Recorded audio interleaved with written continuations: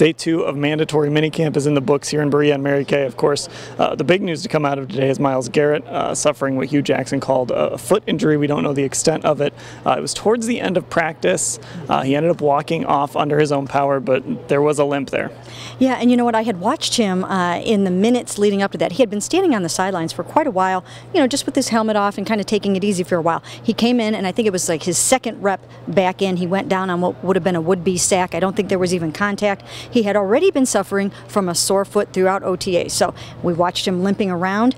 They don't know a whole lot yet, but you know what? I think we've seen the end of him for this minicamp. I'm pretty sure with what we saw today, he probably won't be out there tomorrow. This gives him an opportunity to heal up for the next 6 weeks and try to be really ready to go for training camp. Yeah, you obviously don't want to risk anything with that #1 pick, and like you said, now he's got 6 weeks to kind of get that foot right and get ready for the real tests, which will come at training camp.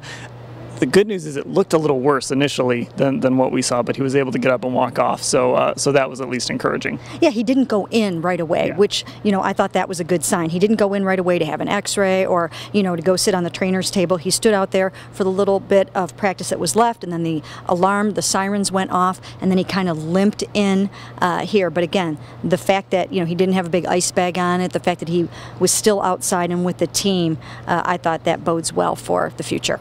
Now the other thing today is we saw DeShone Kizer working with the ones, and he was first up.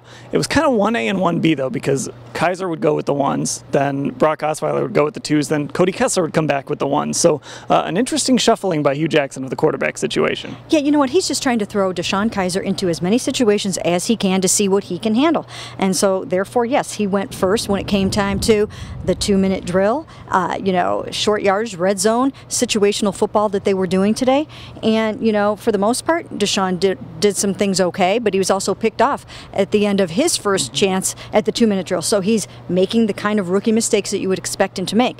The fact that Hugh Jackson is putting him in a lot with the first team, that says a lot. You don't do that with a guy that you don't think is going to start early on in the season. Yeah, he threw a beautiful touchdown pass to David Njoku in the back of the end zone, but like you said, he also had the interception. Some inconsistencies, which is what we expected, but Hugh Jackson is not taking it lightly right now with DeShone Kizer. We'll have full coverage of the day here in Berea at cleveland.com/Browns.